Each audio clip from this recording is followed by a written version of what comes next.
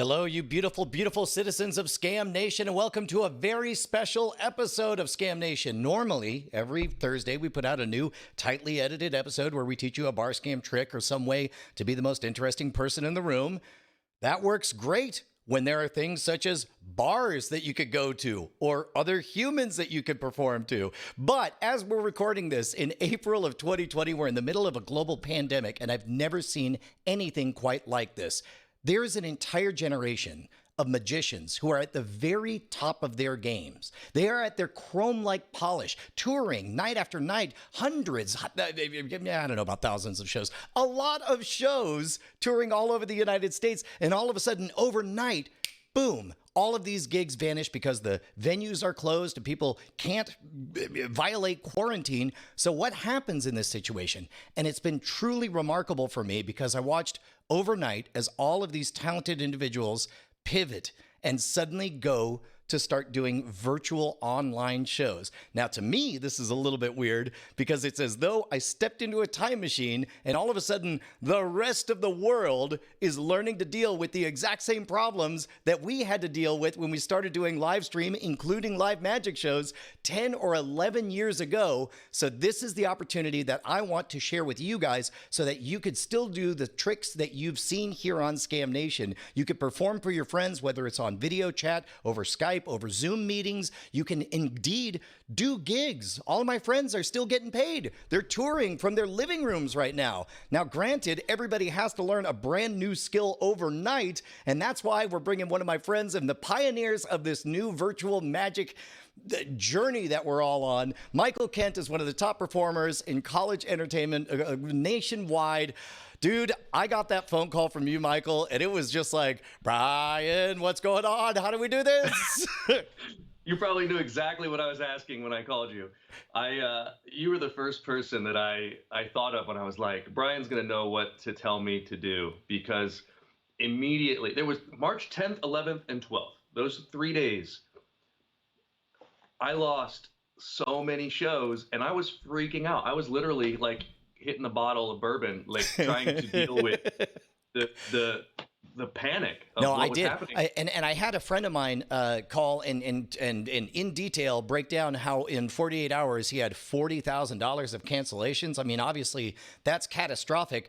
But what I love about this moment is I often talk about when it comes to storytelling, there's the thing you pretend to be and then the thing you actually are. So in some ways, it's like the thing we're pretending to be is wizards and magicians, but the thing we actually are when we tour from college to college is this social glue to bring students together, to give them an excuse to make friends with each other and to have a shared experience together. And once you step away from the mechanics that we've done, you know, the mechanics usually were hop on a plane, go to a place, set up the gig, do the show, sign the autographs, shake the hands. But if you step away from that, you could do all of that virtually. And so walk me through, as quick as you can, sort of your thought process to how you ended up there. So I immediately have to thank, you know, there was a student affairs professional who called me on like the first day of all this and said, do you think you could do a virtual show for our campus? So I would love to take credit of being like, oh, it was my idea to do these virtual college shows. But I was asked to do it. And then after I said, yeah, I could do it. I think I'd have to do this and this and this, and I couldn't do that. Then I was like, I can sell this the same, sort of similar, the same way that we sell the normal show. But it really is, you're right. It's like a pattern that we get into of like, you get on the plane, you go to the show, you go to the hotel, you do the show, you go back to the hotel, you go to, and it becomes this repetition. And I said to my buddy the other day, I said, I've been working so hard these last 2.5 weeks. That was I just being lazy before? Like was I was complacent? There is. I've talked about the addictiveness of being on the road, because the nice thing about being on the road, even though you're quote unquote busy all day long, from the moment you wake up to the moment you go to bed, you're really just moving your meat. There's never at any point are you really fully engaging your brain. But for what you're doing right now, I shut my brain off at certain times of that process, because it's so much repetition, and I can reserve my brain for the stuff that does change, like whatever happens in the show that night, the weird stuff that happens, you know, the audience, the room, whatever's different. So I always say, like, I have a finite amount of energy, and I try to choose what I'm going to spend that on. But for this show, the first thing I learned was like, I can't do my stand-up show here. Now, I was fortunate that I already had like this basement studio already set up for like YouTube videos and stuff. I had a green screen. This is like a 9-foot paper backdrop. I had a green screen, and I took that down because I didn't want to do any. I didn't want to worry about like chroma key and the lighting that's needed for all that. I wanted to make it simple, and so everything's practical. It's a gray backdrop and all this stuff.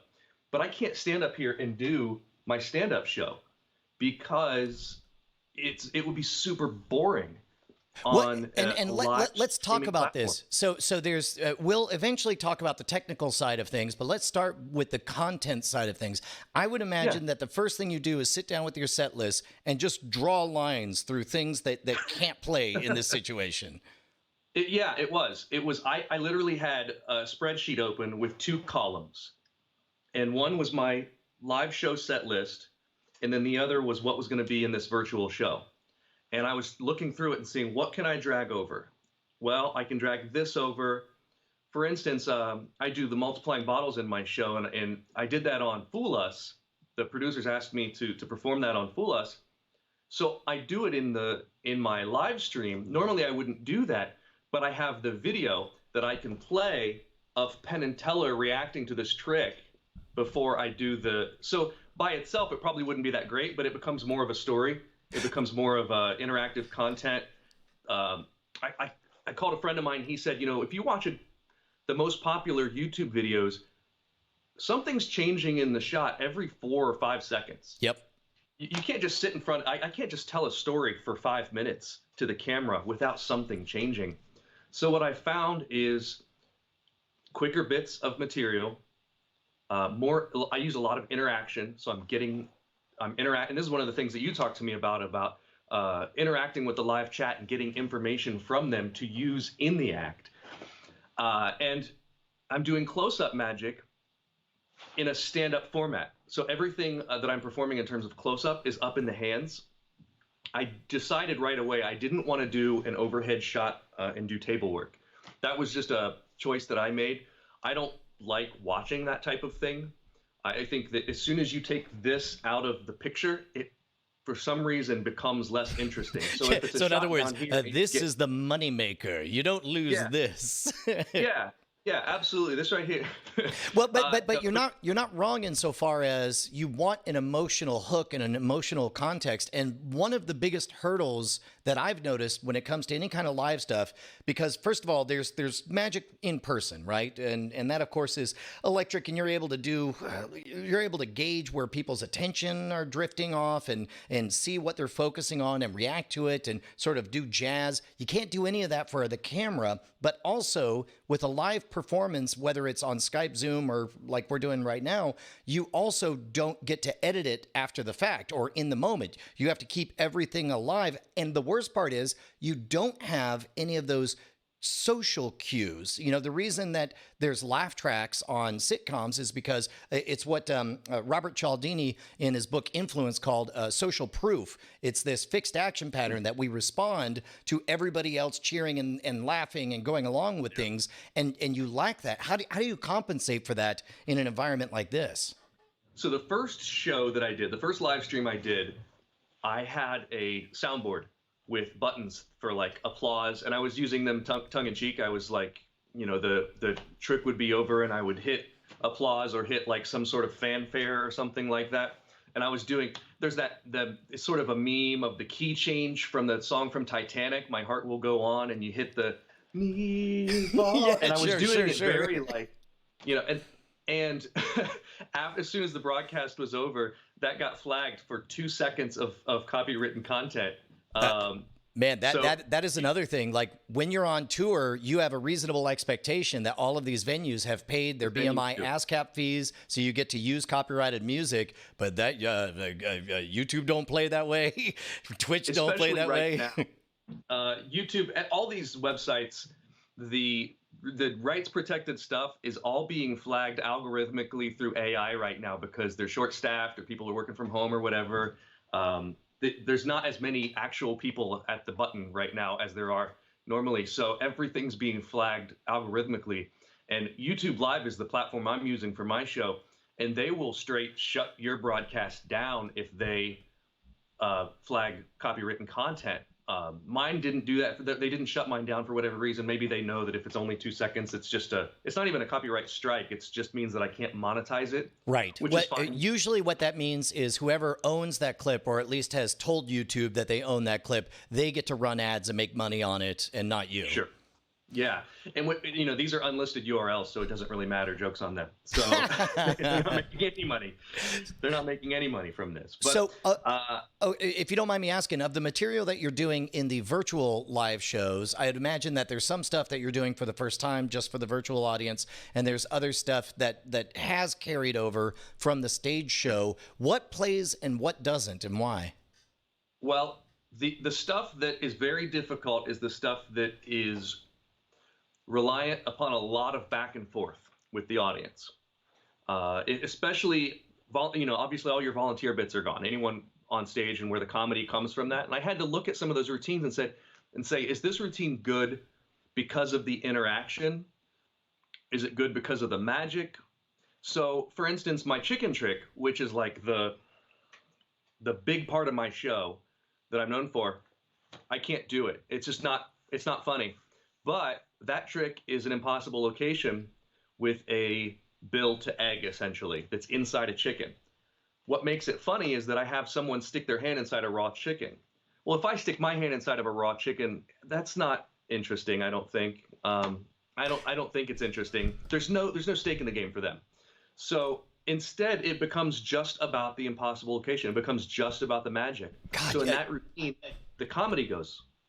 Well, and I'm sure it's good for that. But what's funny is when you step back, the reason that's such a great moment that a volunteer sticks their hand in a raw chicken is that's a very surprising, transgressive thing to request somebody to do. And I wouldn't suggest this for necessarily the college shows you're doing, but it makes me wonder if a prediction couldn't be hidden someplace that would be transgressive to go on the internet. Like imagine that you get to the thing and somebody picks the thing and then you reveal that you predicted it 2 years ago on a 4chan forum or on a YouPorn site or whatever. Yeah, something crazy. Well, in terms of, it's interesting because it's gross. It's a shock value a little bit.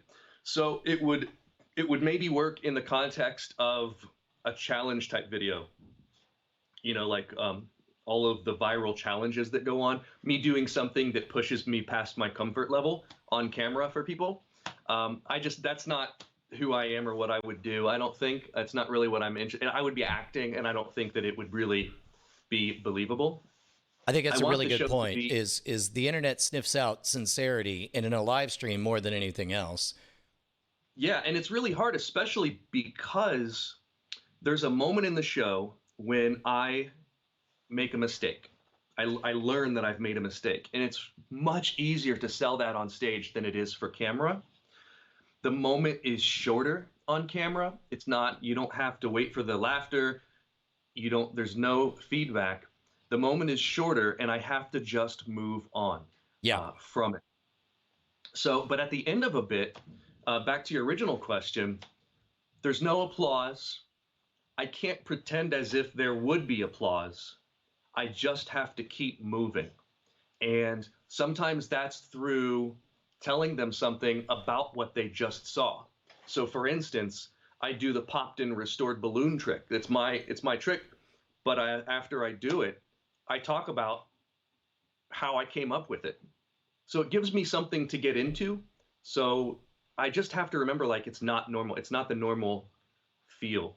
That's a really good point, because there's still, in the storytelling of it, there's the setup, the build-up, the payoff, the surprise, the magic. You don't want to immediately suddenly start on the next routine. There's a reason that we laugh and clap and applaud and take a moment, and there's a couple of asides, maybe a comment about the stage or whatever. Not only that, but one thing that surprised me that I've noticed is a lot of my participants are watching with other people. And so a lot of these college students are still in the dorms, and they're watching from their dorm room. And there's 2 or 3 of them in the room watching together, either on separate machines or all crowded around one machine. And I'm finding them talking to each other in the chat, which I love. Yeah. They're saying, hi, blah, blah, blah, or can you believe that? Or they're making jokes at each other. and that's all great. I love the interaction, but I have to give it a moment, because what I'm imagining there is that they're saying to each other, wait a second, what did he just do?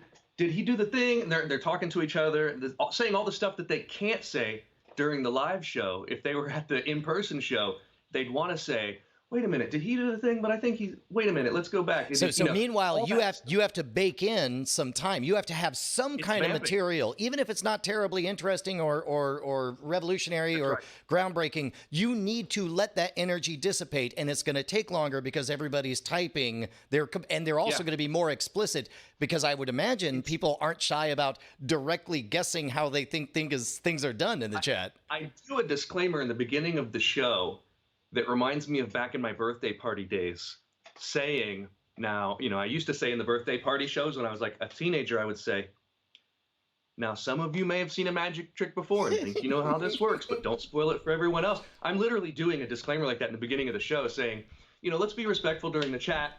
Some of you may have seen my show before, and you know how something's going to end. Please don't ruin the surprise for those people that are watching and maybe haven't seen this before. And just by doing that, I haven't had any problems with that type of thing yet in the chat. I've had really respectful people. People have been super cool. Lots of inside jokes in the chat that I just sort of have to ignore because it would way slow down the show for me to ask about them. Sure. And the other thing is that vamping that goes on at the end of the routine to build in a little bit of a buffer to get me into the next bit.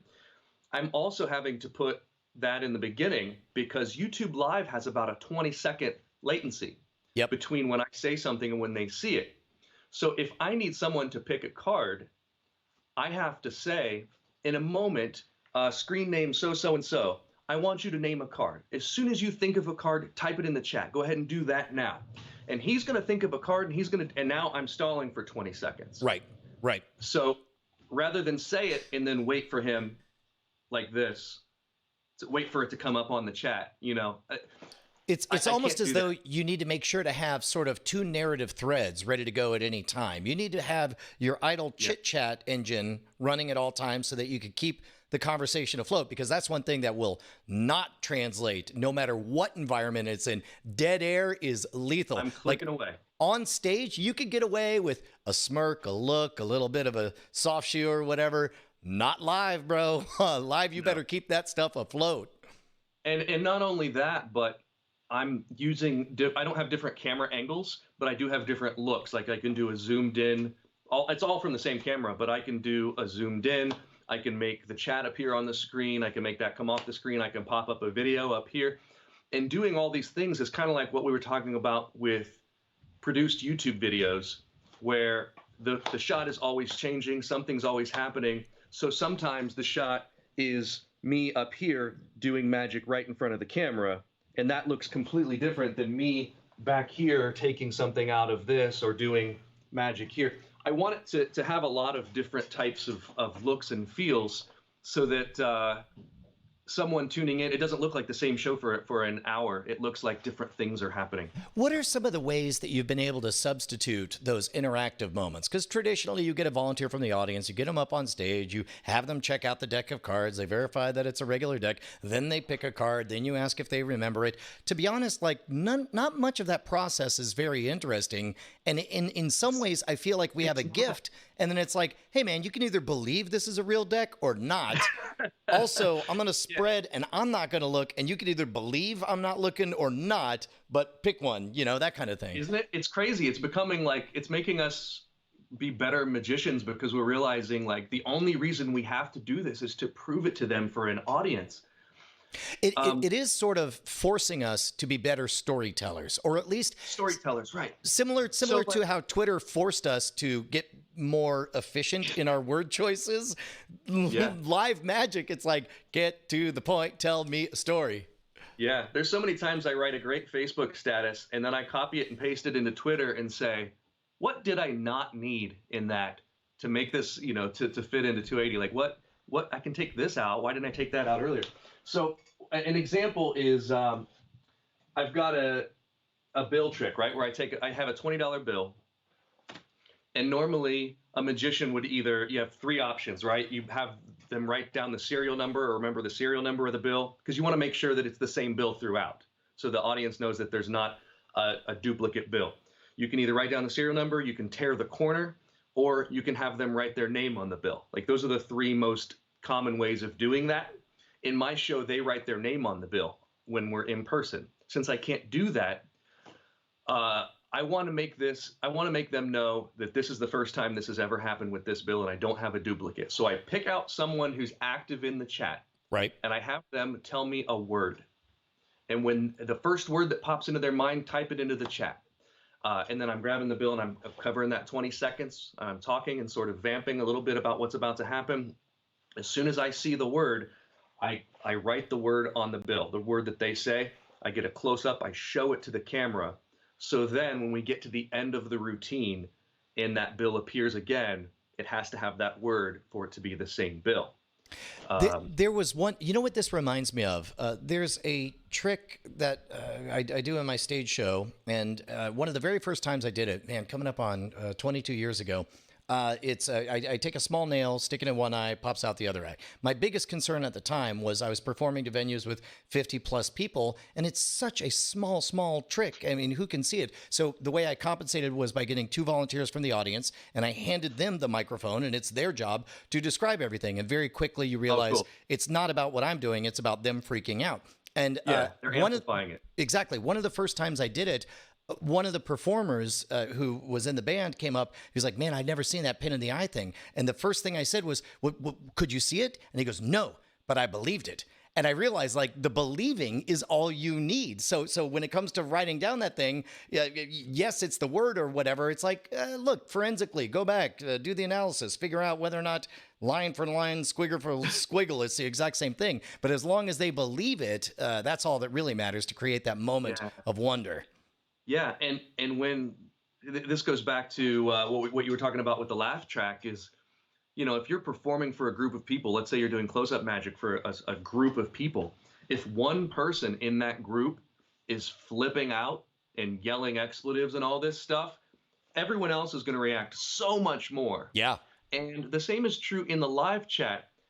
The reactions are happening very organically. I'm not telling them how to react to magic.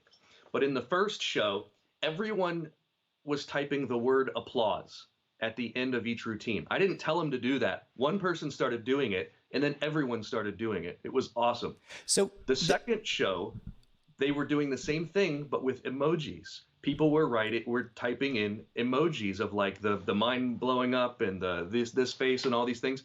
And it's completely organic. It's like that Pete Holmes comedy routine where he's like, there's no built-in reaction to magic. Right. There's nothing that, like with comedy, we laugh. But with magic, we don't really know exactly what to do. So they're figuring it out in the chat. Well, so is there anything you do? And I know you're short on time. I know you actually have a show coming up here in 30 minutes. But yeah, we're good. Is there anything that you do to prime a certain response to them? I've noticed that if you, for example, early in the fire reading routine that I do when it's live, I get about 1.5 minutes in the routine, and I'm historically describing various fire readers through history. And then there's this moment that I'm about to start it, and I just pause and I go, oh, at which point his audiences would burst into thunderous applause. And I'm not asking for it. I'm just priming that. So then when I do it naturally, that's the tension release that we get. Is there anything like that that you've been able to set up in a live environment? There are, but just through my words. So the mind reader, there's a mentalist named Kenton Nepper who he put out a series called Wonder Words.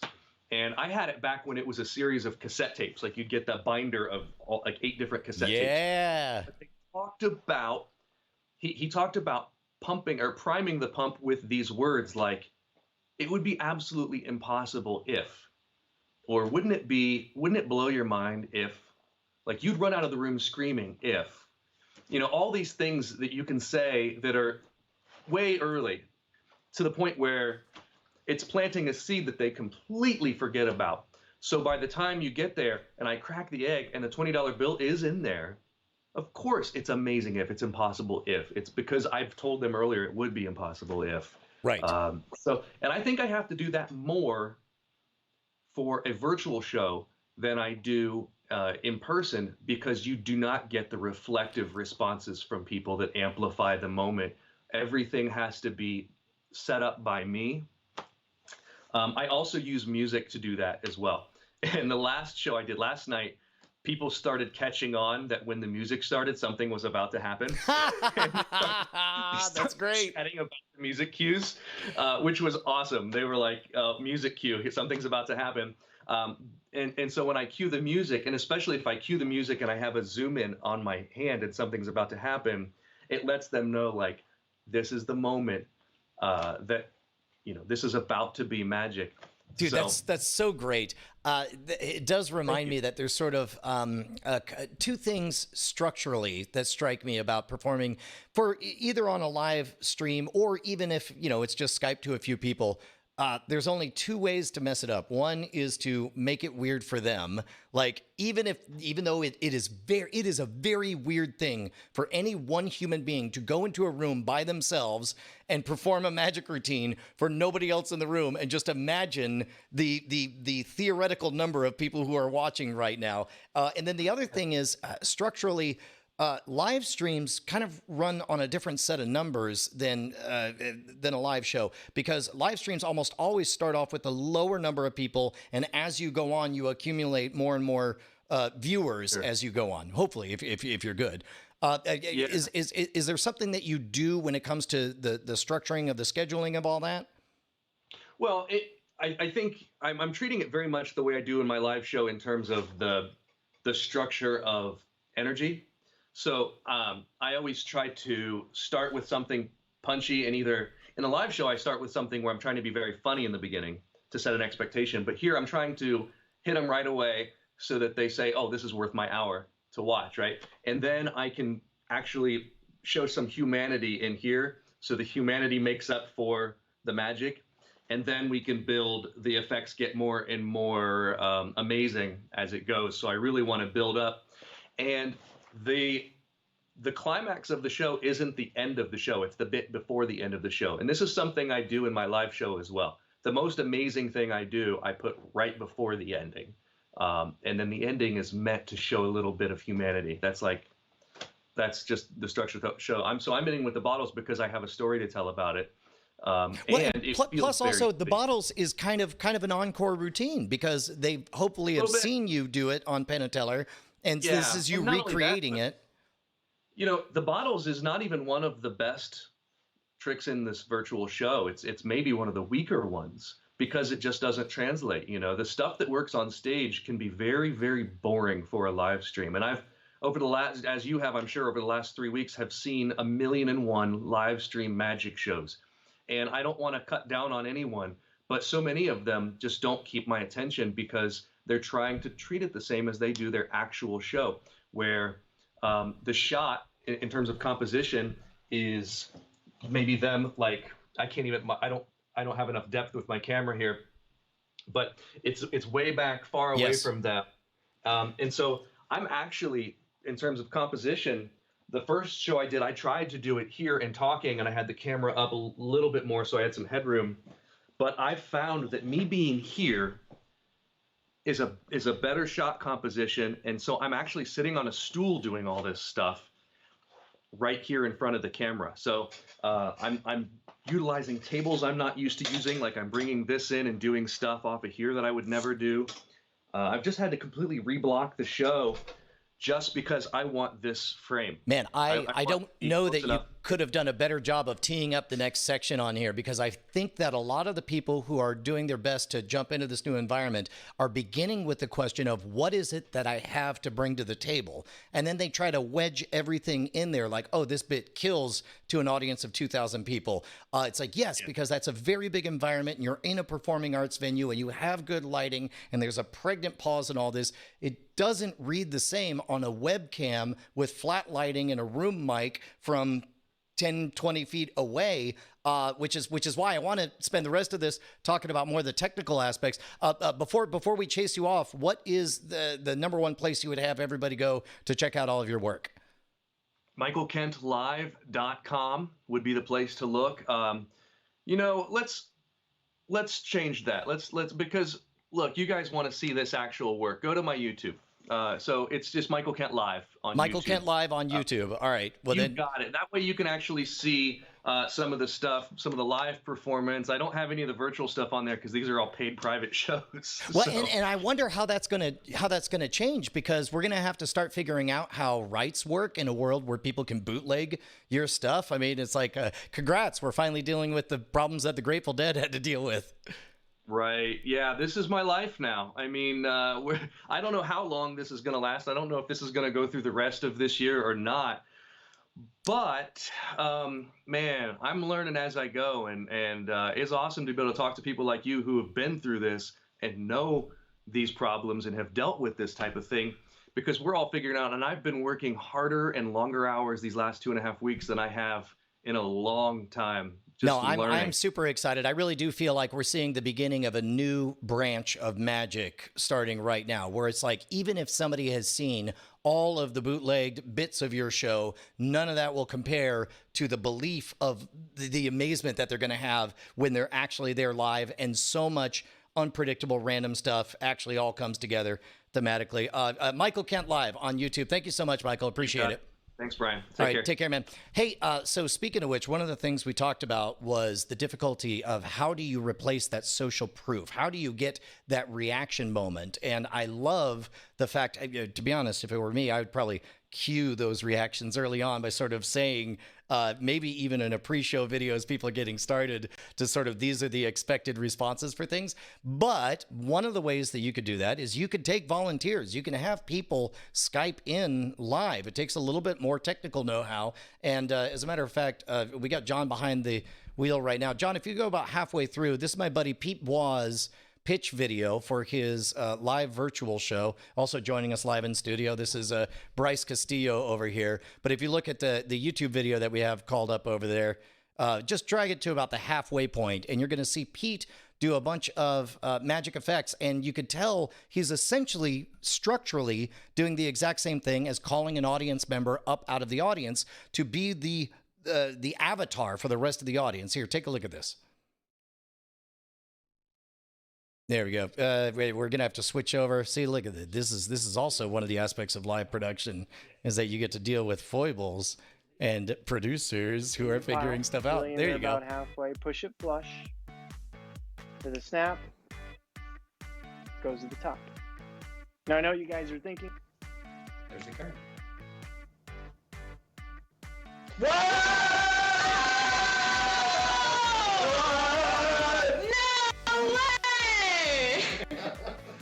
I'm sweating.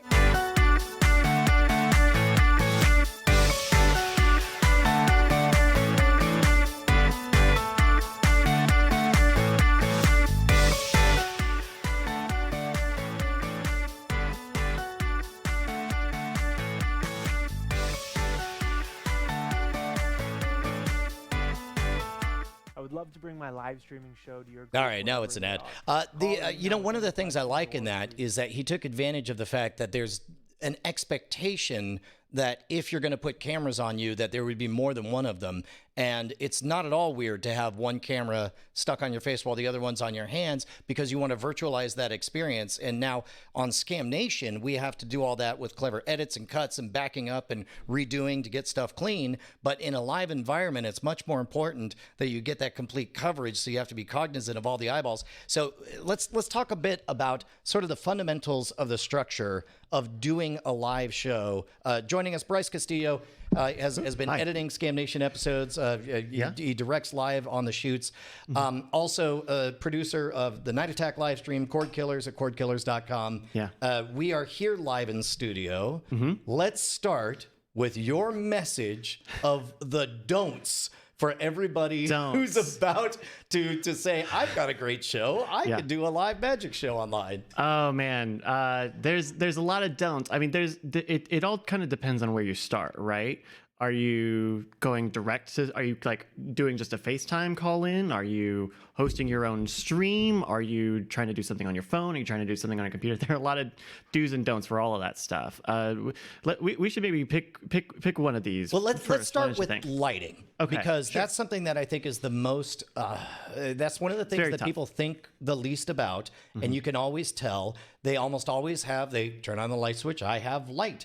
Right. What you get is a very flat, very washed out appearance. Whereas here in studio, you'll notice that we have, I don't know enough about We have production a to know what it's 2-point lighting called. setup. We have two lights. Yeah, so we have 2 lights on either side of our front that light both of our sides here, so that one side is not in complete shadow, but one side is a little stronger. And then we do have a backlight here. That's kind of our third light. Yeah, this is, do they call it a halo, right? A halo or a backlight. A halo is more from the top, but this is a little more straight on, a little more powerful. Yeah, as a matter of fact, we set this up. This is going to be fun. Here, I don't know if we could switch over to this, but yeah. Bryce has his iPhone here that I could show That's right. the entire setup. So this is what I'm seeing right now. We've got one light here. Right here. These panels cost, what, less than $100? This set of 3 was about $150. These are okay. These are from GVM. They are all right. they are satisfactory. They are not machined to the most accuracy. And then this one, all we did was, I think that's like a $5 gel that we just put over that. Right. And you'll notice that it gives just a little bit. If you go to my one shot, you'll see that it's sort of, what we want to do is sort of cut me away from the background. Yeah. You notice that the background, oh, and by the way, there's nothing fancy about the background. This is just a neon or a fluorescent light fluorescent with light gels. fixture, and that's just a workshop light with a gel on it. And then we've got a little bit to sort of fill in the top over here. Right. I guess we should talk about this background as well. It looks fancier. How long in have this you shot. had this? How long have you had this backdrop panel? I believe 10, Chad 15 years? made this about 10 years ago. This is, when we get up on it, you can see that it's actually just styrofoam with a little bit of insulation filler on there. Yeah. And then, and you can actually see parts where it's sort of chipping away, falling off at the sides. But once it's out of focus, and we'll talk about that when it comes to the camera side of things, once it's out of focus, it reads, as we say in the biz, as concrete, and it gives sort of a gravity, makes it look like we're in some kind of crazy underground bunker. Right. I'll tell you what, why don't you walk through the rest of this, and I'll take care of this. Sure. So with lighting, some other things, there are you'll see things like a ring light. You can get even at my home. I have a coffee table light that has a very soft panel of lights in it where I can even control the temperature and the intensity. That only cost me $20 or $30. There are a lot of lighting options out there that are relatively cheap. These work lamps, you can get these at any home improvement store. They are very cheap, and they will often have clamps, so you can attach them up top, or some of the ones that we have over here kind of attached to the sides of the panels. So lighting is relatively cheap, and when you have good lighting, it really makes you stand out. In a way that if you just flip on the overhead ceiling fan light, you're going to look pretty clunky. So this is the part that everybody thinks is the magic sauce, and they're all pretty much wrong, but everyone says, what's the best camera? How do I get a camera that's going to make me look good? So if you're talking about webcams, there is a best camera, and it's still, do you know it? Is it the C920? It's still the C920. That's a Logitech one. I believe Logitech. it's less than $100. Yeah. And they've kept making new webcams. They've never been as good, or they've had support issues. So the C920 is still very solid for that. Yeah, I think we have one on John right now over at the control booth. Yeah, so John's camera is actually a C910. It's a little older. But he's got a little bit of a faux 2-point lighting setup on him now. And keep in mind also, you can kind of tell the background is not quite as in focus as John is, but right. There's just a little bit of a depth there. You can see on the board behind him, it's just a little bit fuzzed out. I would say that it probably would make a big difference. In fact, why don't just for grins, let me grab this and put it behind John, and we'll see what a halo does to change that. Yeah. You want to grab that? I'll do that, yeah. Here, I'll describe that for you. So take a look at John right now. That's John with a fine webcam. And now look at how different it looks with just that on there. All of a sudden, he's the star of the show, and he's not being lost in the background. So you can add whatever colors you want. There you go. Hey, you can talk, John. Which gives a my whole philosophy on to any young filmmaker out there is forget your camera, forget your lenses, lighting. Just focus on lighting. Lighting is number one most overlooked. But now let's talk about this. Bryce, if you don't mind getting behind this camera right here, Sure. Once you do get into grown-up cameras, the lenses matter more than the camera. This is. Let's start with this one. Oh, sure. Yeah. Okay. So this what we're about to cut to here, we'll get a shot of Bryce, and I'll step behind the camera. It's okay. Yeah. And in fact, I'll take you guys on the tour. So of this. the camera that's got me, this is our secondary camera here. This is a Panasonic Lumix GH2 using a kit zoom lens. You can kind of tell that there's not a lot of depth of field or sort of separation between myself and say the background. There's only about a foot, 2 feet behind me here. That's because it's a zoom lens. Zoom lenses have to have a tighter aperture, which means that they can't really get as much of the nice bokeh effect as people tend to like. But that's probably what you're going to have with the camera that comes with your camera body, or the lens that comes with your camera body, and it looks a lot better than say the webcam mic. Now the other lens that we have on Brian here, this is our the Rokinon, or no, sorry, not Rokinon, This is Voigtlander. the Voigtlander. This is actually. It's a Voigtlander 25 millimeter. You want to tell them just a little bit about it? Yeah, sure. This is one of the places where we really spent some money. This is a $1,000 lens. It's a micro 4/3 if you're into that kind of stuff. But one of the things you could do with it is you can open the aperture wide enough that you can make an astonishingly short depth of field. Shallow depth of field is what you're looking for. So if we open up the aperture, that means we're letting in more and more light, which means the focus area is going to become tighter and tighter. You can see the background's being focused, and now we're going to switch over to me being focused. And in fact, what happens, Bryce, if we just open that aperture all the way up? Get it as oh, it is almost all the way. So watch this. Now we're going to tighten that aperture, make it almost a pinhole. We're going to let in very little light. And as you get close to a pinhole camera, and we're adjusting for it right here, everything becomes in focus. This is the reason back in the 1800s, when you see some of those early photographs, it's astonishing how an entire city is starkly, sharply in focus. It's because they use very long exposure times with a very small pinhole, and as a result, everything is very sharp. Now, that can be good. It's great for stuff like sports where you want to get the entire action, but if you're going for something dramatic like what we're doing right now, you want to have that separation. You want to have it feel more like something like hey, attention right here. This is where the show is happening. And so again, that's some of the more advanced stuff, and you guys will get into that. Do me a favor. Do not fall into the trap of believing that looking professional is just around the corner behind a piece of equipment. Now, I guess we talk about actual streaming equipment at this point. Sure. I mean, the easiest thing is the thing in your pocket, is the supercomputer that you have with you everywhere you go. I mean, it would take you 1 minute to open up the YouTube app and hit go live and go live, you know? And by the way, you can do quite literally the best magic show somebody has ever seen in their entire life, and you could do it at arm's length in one unbroken shot like this. Because narratively, you can always shift the story to match the reality of what's happening. So after 5-10 minutes of being trained of, okay, this is the only window, I believe that everything is happening at arm's length and that everything is happening live. Within that framework, you can start a religion. I mean, you can do something so good that people will send you their mortgage payments. Yeah, and even within, having an unbroken cell phone shot, you can still do crazy stuff. You can still set up stuff around you, as long as you're aware of what your limitation is. Your limitation is you got a camera, it's probably not going to be switched away from. So what do you do beforehand? What do you do while that's happening? Excuse me. And you could do something as simple as a bunch of 3x5 index cards that say the name of the show, and you can actually just have a bunch of stuff to lean stuff on. Yeah, where it's just like, hey, we're going to do this, and you said show starting in 5 minutes.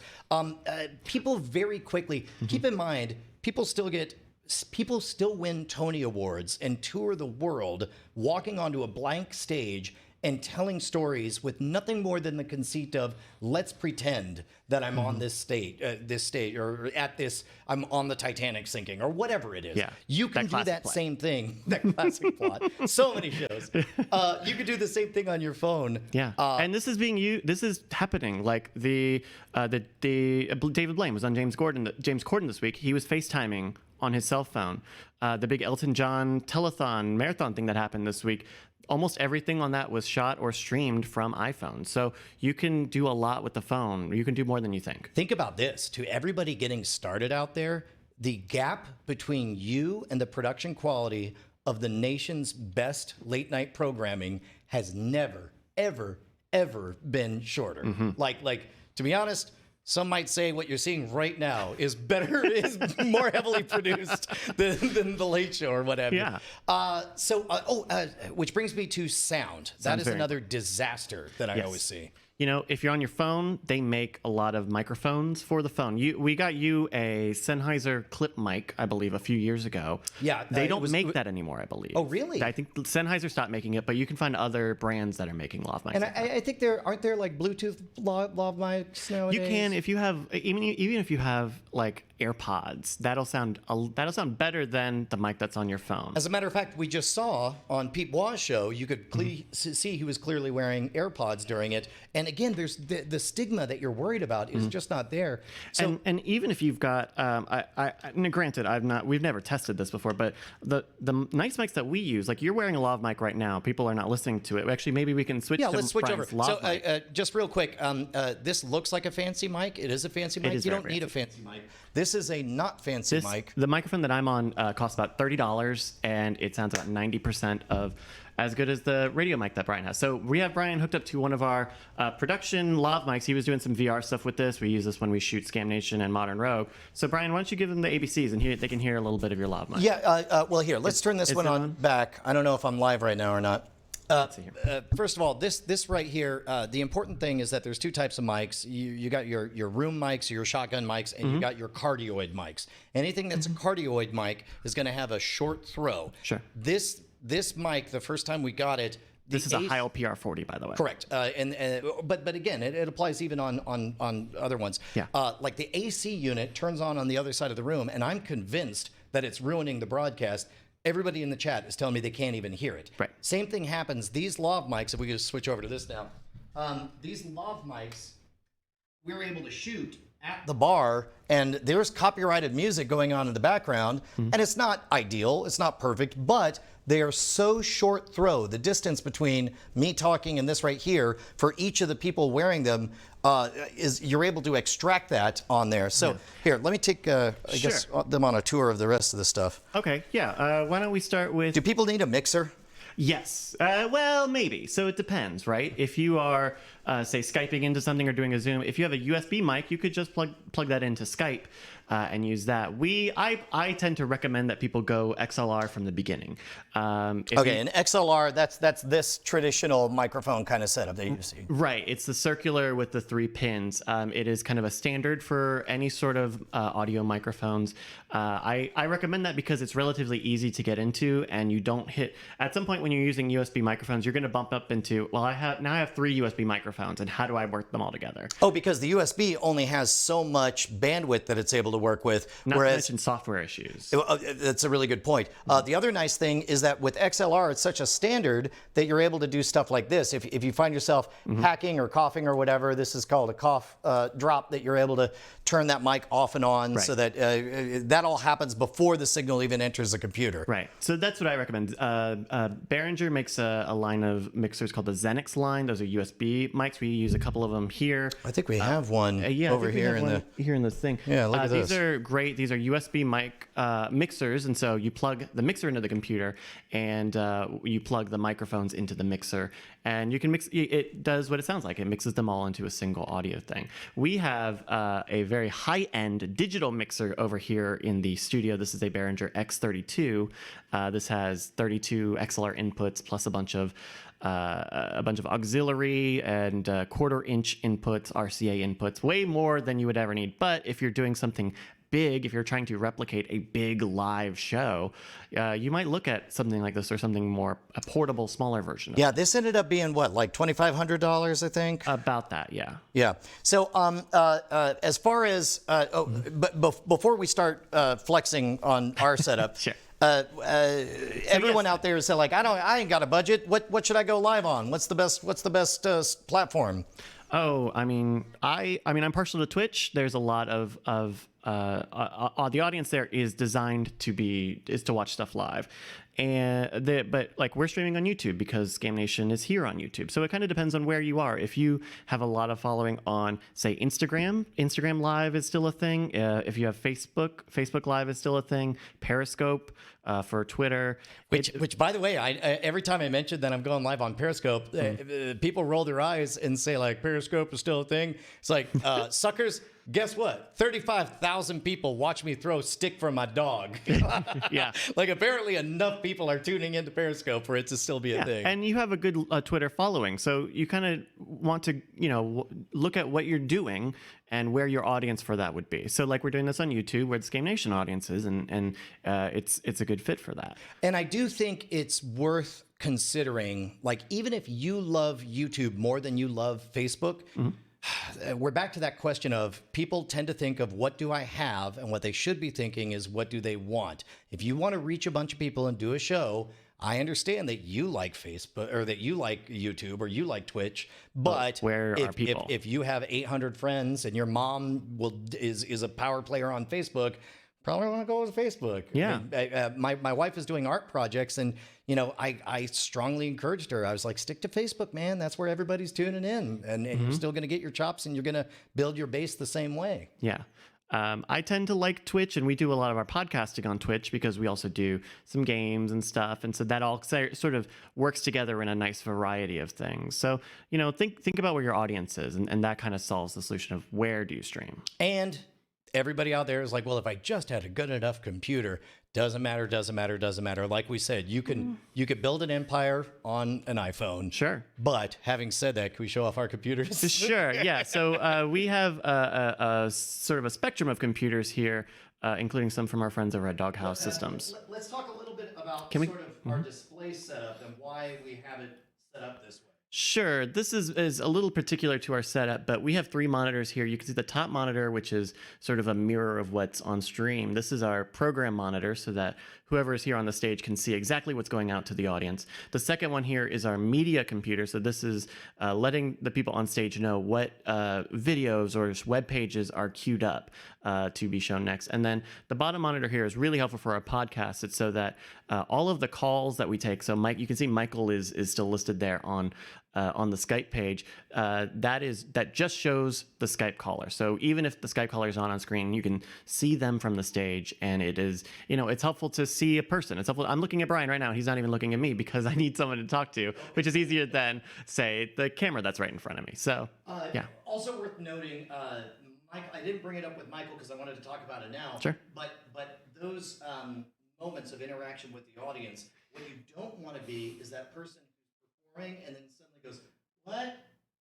Oh yeah." Mm-hmm. Anyway, and then keep on going, right? So that's part of the reason we will often put the chat on one of these big monitors, so out of the corner of our eye, we're able to see what everybody's talking about and asking. Right.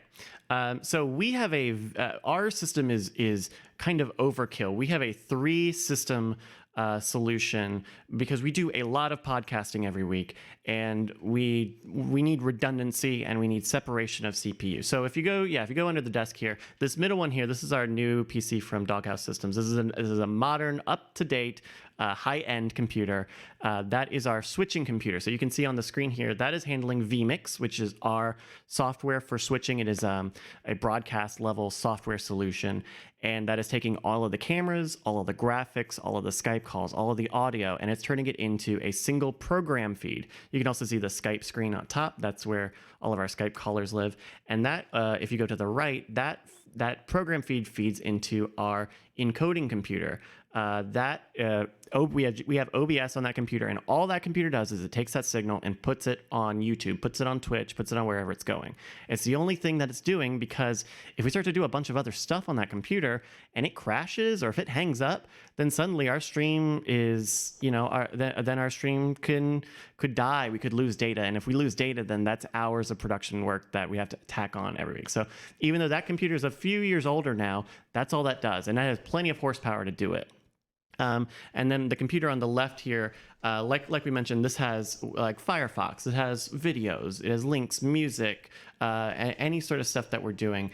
It also has Hearthstone on there, 'cause Brian loves his Hearthstone. Now, we could take a moment to point out that we're in a place now where we have a producer, and then we also have talent, kind of separated. Right. We actually have a ton more room here, but we realized that we don't want everything to feel hollow.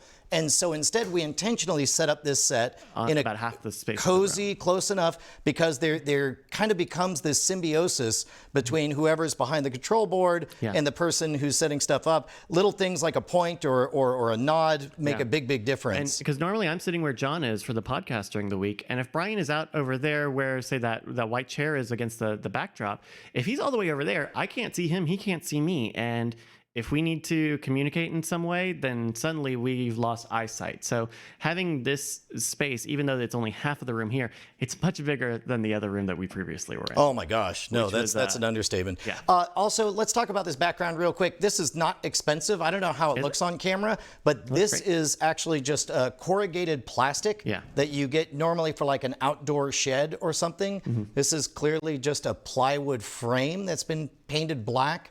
And you've got like a joint there so that they're bi panels. Yeah, that's just definitely a fluorescent light leaned back. But when you get to the other side, that corrugated plastic gives it this kind of nice aura around it that really pops. Yeah.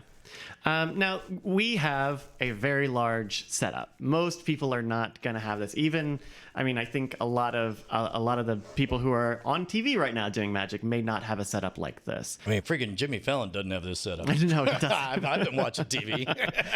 If you have a good computer, you can do it all on one. A lot of people, there's plenty of people already streaming on Twitch, streaming on YouTube with a single computer. My computer at home, which I do streamings every week, that computer was high end 5 years ago. And so it's still good parts, but it's also still a little aged. You don't need too much, but you really want to make sure you have a graphics processor, a GPU, something that's not an onboard, integrated graphics. Right. Because a lot of that stuff it doesn't work with the software. And try to have a medium to high range CPU.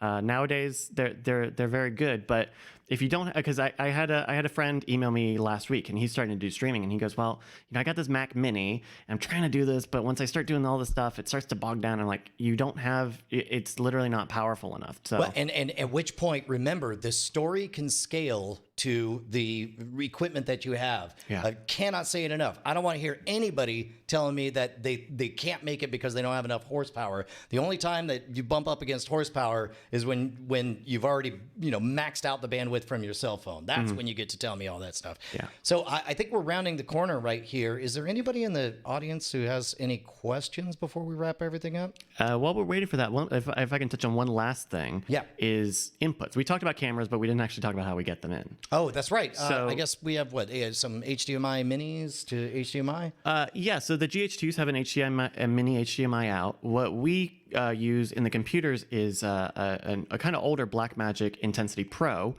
These are PCIe cards that take in an HDMI input or output an HDMI output. And so we use that to connect the cameras to the switching computer. We also use that to connect the switching computer to the encoding computer, so that it just has a single through point for that data. There are a lot of capture cards out there. Elgato makes very good ones. BlackMagic makes some good ones. BlackMagic makes one, the quad recorder, which is like the ones that we have, but it's for 4K HDMI input. Oh, so wow. if you have a multi-camera setup, if you find that you already had stuff, that there are a lot of options to get those HDMI. Even if you just want to bring in a laptop, that can do it in real time. Got an important question in the chat. Joe Henderson wants to know, are there any plans to bring back the spikes for at least one video? We keep doing it on and off. I know. We People... We did that alternate reality, Brian Brushwood, where it was me with the spikes, only we just added a soul patch. Oh, yeah. Let's see, what else? People are asking about fixed focus. Yeah, we do manual focus on our stuff, but you don't need to necessarily. I think... No, if you have a newer camera body and a newer lens, the autofocus on newer camera bodies has gone relatively quiet, because that's one of the issues. Is it in the early days it was really loud. You'd hear the GH2s don't do that. The GH5s do, but you need the right lens for it. So make sure you check your lens and your body. Brian Cole in the chat asks, at what point can or should a magician start marketing themselves as a professional? I would dodge that if you are. I would dodge that question altogether and say, you know what? Really? Well, if somebody asks if you're a professional, just say, only one way to find out. And then that's all you got to say, right? But if you'll notice that people who are professional, I've never, let me put it this way. If I was carrying a business card, I most certainly, of all the words that would be on it, professional would not be one of them, because I would like to think that my body of work speaks for itself and my ability to entertain speaks for itself. So it might say Brian Brushwood unique events, or Brian Brushwood making magic memorable, or something like that. I think I designed your business card many years ago. You did. I think it says what is it? Some kind of wizard or something? Some kind of wizard. It does. It just says Brian Brushwood, some kind of wizard. Some sort of wizard guy. Which again, like if nobody knows when you're a professional. Anyone who has, some people, I remember somebody said the difference is 200 shows or whatever.